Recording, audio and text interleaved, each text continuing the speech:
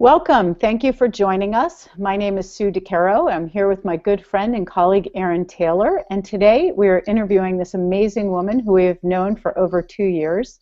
Her name is Jo Harney. Jo has been the head of school at Christ Church Episcopal Preschool since 2010.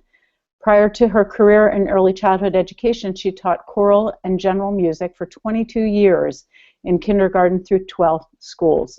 As part of her Doctor of Ministry and Educational Leadership program, Jo has focused not only on the education and nurture of young children, but also on ministry to the adult members of the preschool community, both parents and teachers. Jo is the mother of 3 children and has 3 grandchildren. Welcome, Jo. We're delighted to have you. Thank you. Hi, Jo. Hi. So, in running a preschool like Christ Church Episcopal Preschool, what do you feel are the key ingredients? The key ingredients, of course, center around the children, first and foremost. As part of our mission statement, we note that we will educate children and we will honor them and we will nurture them in the Episcopal tradition. The Episcopal tradition is one of inclusion and respect and inclusivity, and we focus primarily on them at all times, but that means that we also have to focus on the adults who work with those children. Very important. So, as a preschool, what do you look to create in your students? First and foremost, we want to excite them with learning and discovery, and we want to treat them the way that we want them to treat others. And we do that by teaching them how to use their words when they're solving problems, how to respect everyone, and how to love others. And so we do that by example, by modeling behaviors for them, by taking them out into the great outdoors and letting them discover God's wonderful world, as well as discovering how things work in the classroom. That's beautiful. What a great opportunity for children to thrive in your environment. Yes. So I can imagine that in order to make sure all of those qualities are happening in your school with the children, that it takes a very special kind of teacher. So what kind of qualities do you look for in a teacher that kind of fits your school?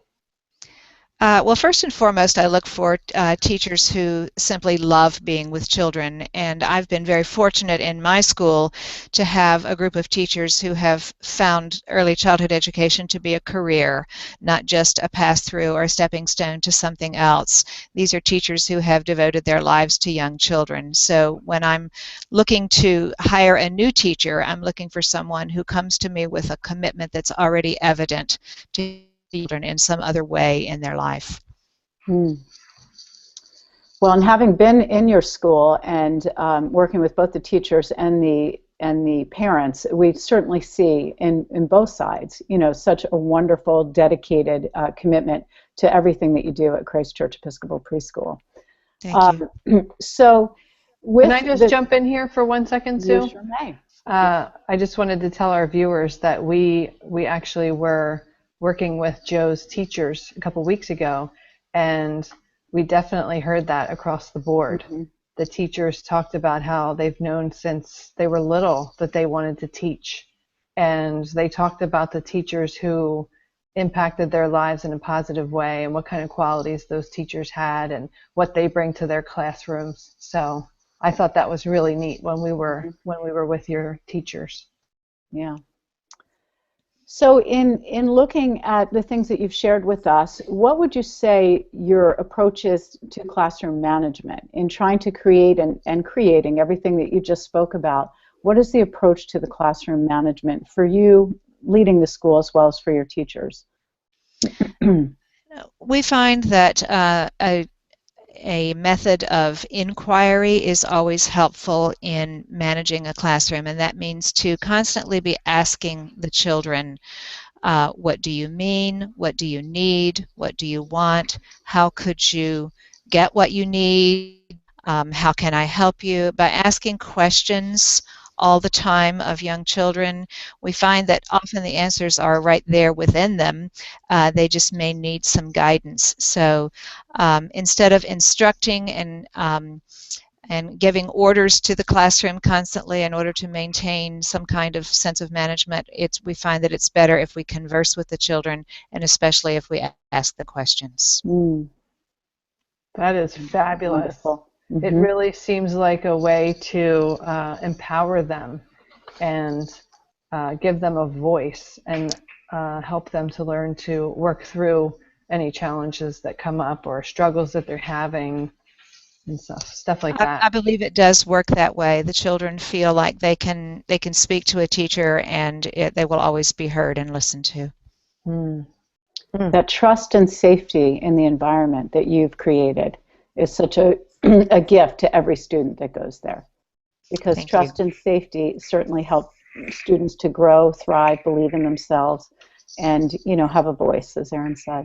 So wonderful. Absolutely, and it's often something that has to be built over time. Children don't always trust you when they walk through the door. Right. But once they have come back and over again, and they begin to see the consistency in the classroom and know that you're there and that you will greet them happily and that they will be cared for during the day, it begins to build that kind of trust. Wonderful. Absolutely. So we've talked a lot about the qualities that make up a good school and make up a good teacher and make up a good mission for a school. What do you think is the greatest challenge for you as the head of school? My greatest challenge is probably continuing to provide the nurture for teachers that they need. Teaching can be a very lonely profession. Sometimes you feel like you go into the classroom and close your door, and there's no one outside of that small group of children, or maybe your co-teacher who's supporting you. So I think my biggest challenge is to always be listening for what the teachers need, to give them the support they need, to help them with problems that either they may express to me or that I may see in the classroom. But teachers need to come to school and feel that they're being nurtured as well as the children. So we do that here in a number of ways, and we have focused very intentionally this year on working to build our faculty community, because we know that community is a social support for all of us. That's fabulous. That's kind of what we're always talking about, what Sue and I are always encouraging parents to do, to really take care of themselves, because whether you're a teacher or a parent, if you're caring for a child, it's the most important work you can do, and it's also incredibly draining. In order to be fully present, it takes a lot out of you. Teachers can go home exhausted at the end of the day, but they can either go home exhausted and fulfilled, or they can go home exhausted and just drained. So we try to make sure that fulfillment is part of what they're experiencing in their work here. And I think that the sense of community that you mentioned, and having that sense of community with your teachers is so important in all parts of our lives. And, I love it when I hear that in a school community, as you support your teachers so beautifully there, to build that sense of community that they can count on each other, support each other, even nurture each other, which, is such an important part of any community, I think. And one of the things that we have talked about is that it's not about friendship, it's not about being best pals with the teacher down the hall, but it's about feeling that we are part of a community that is here to do something together, and that we can support each other in professional ways and personal nurturing ways that don't necessarily include social relationships outside of the school. It's beautiful. Well, so in shifting gears, we've talked a lot about your teachers, we've talked about the students, but in working with the parent community, I'm curious as to what is the most difficult or challenging part of that segment of your job? Parents have to learn to trust us just like children do. So when they drop their children off here for the first time, they're uneasy and they are questioning whether they've made the right decision. And so we have to be sure that we keep our lines of communication open with parents all the time. We have to constantly be giving them feedback on, what kind of day their child had, and how are you dealing with leaving your child here every day, and helping them do that. Sometimes, they feel really uneasy about walking away when their child may be arriving at school crying or not in a good place, and we have to help them know that that their child is going to be safe, they're doing the right thing for their child, and then we are in touch with that parent almost constantly. We'll send them a photo an hour later and say, look what a great day your child is having. We give them daily notes. We communicate with them at the pickup line when they pick their children up, and we constantly communicate with them and let them know what's going on here at school. And we also find ways that they can involve themselves in our community.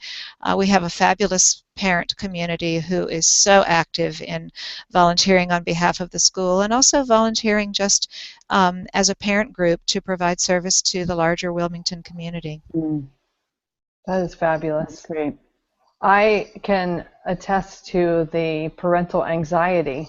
I think Sue and I both can, because I remember when we did our first workshop with you at your school, Jo, and it was on the first day of school in September.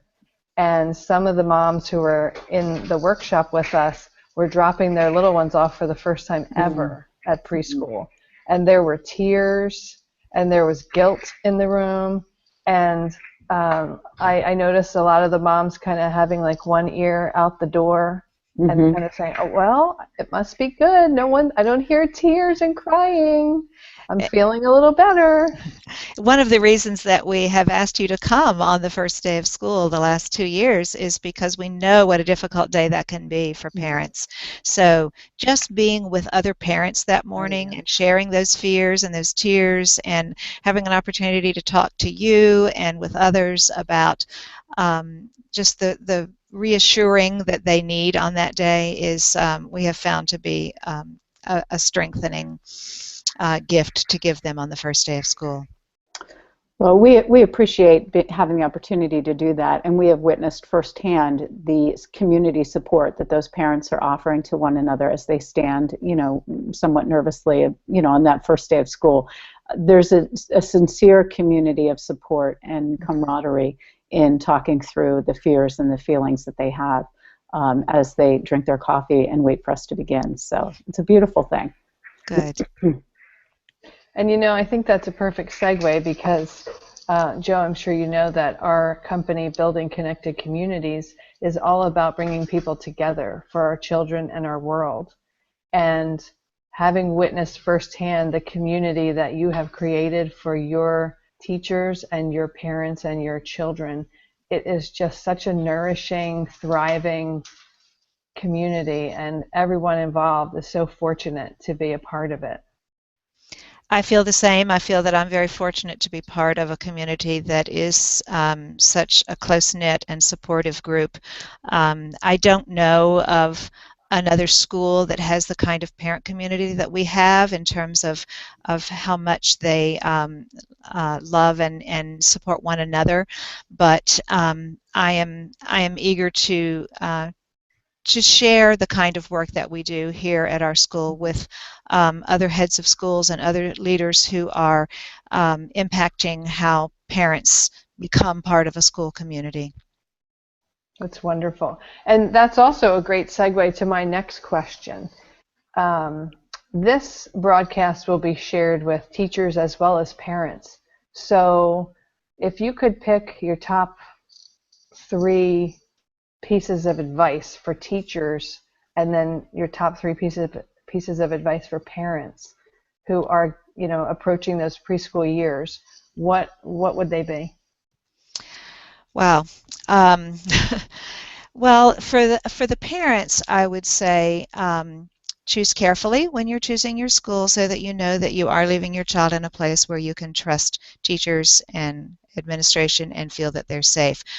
also be present in that school as much as you can. It's very difficult for parents who have a full-day work schedule, but if you can find opportunities to just be in the school from time to time and see how the classrooms are running and see how happy your child is and how happy all the children are, I think that gives you that sense of trust that you need to really invest yourself in the community. And then also try to make connections with the other adults, the other parents, the other teachers, the members of the church staff, the clergy, all of the people who are here every day. Those connections that our parents have made have lasted long beyond their preschool years. We have parents who come back to our alumni events and just can't wait to see all the people that were their friends when their children were in preschool. In terms of the teachers, I would say that you need to be yourself, and you need to be willing to share who you are with the community. Teaching in side-by-side caves is not nurturing for anyone. You need to come out of your classroom. You need to share stories. You need to share challenges. You need to share successes. And you need to have time to just enjoy one another's company. Sometimes we don't allow ourselves that because we feel that, that's just not part of what the workday should be. But if you can find a moment to sit down and have lunch with a colleague, it just really builds connections. And finally, I would say that it's about nurturing yourself. And we as a school have tried to find ways to nurture teachers' spiritual lives. And when I say spiritual, I'm just meaning anything that has to do with the inner life. So if we can give teachers an opportunity to just be quiet for a little while, just to be with one another for a little while, to have some time to just be mindful and be in the moment, and then we find that nurtures them as part of the larger community, and it helps us all to do a better job. That's great advice. Well said. And I think that the tips that you give to teachers applies not only to preschool teachers, but to teachers of any age student. I think that applies to everyone. True. So, Jo, I just want to take a moment before we wrap up here to acknowledge you for all the wonderful work that you do in pouring your heart and soul into your school and to your teachers and your students, and for all the work that you're doing to help to raise the next generation of kids. Thank you very much. It can be challenging every single day, but it can also be extremely rewarding. Well, I think I speak for Sue when I say that we are so grateful to know you and to just bear witness to the incredible work that you're doing in the world. Thank you very much. So thank you for spending these few minutes with us today talking about all this really good stuff. And for those viewers who are watching, thank you all for listening. I hope that you have learned some great tips and tools from our friend Jo here. And if you loved this broadcast, which we hope you did, then stay tuned because we have many more coming up. So thank you all. Thank you, Jo. Thank you, Jo. Thanks so much. Bye-bye. Alrighty. Bye-bye.